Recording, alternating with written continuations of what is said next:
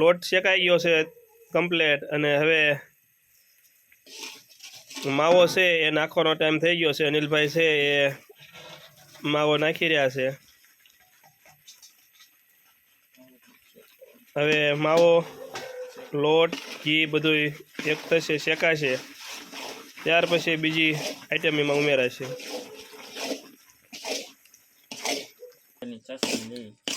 માવો અને લોટ હવે શેકાઈને કમ્પ્લીટ થઈ ગયું છે, કલર પણ આવી ગયો છે। હવે ચાળણીની તૈયારી કરવામાં આવશે। હાલો હવે ખાંડની ચાસણી માટેની તૈયારી શરૂ થઈ ગઈ છે। હમણાં ચાસણી આવી જાય। હાલો અનિલભાઈ ચાસણી તૈયાર થઈ ગઈ એવું લાગે છે। હવે રેડી ચાસણી? ઓકે હાલો હવે પછી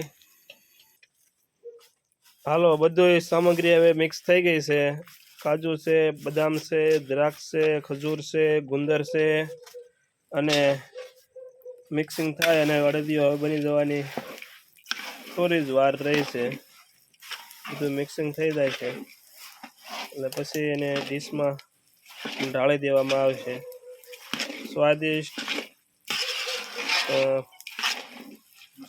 મસાલાથી ભરપૂર સૂકા મેવાથી ભરપૂર એવો અડદિયો અનિલભાઈ બનાવી રહ્યા છે।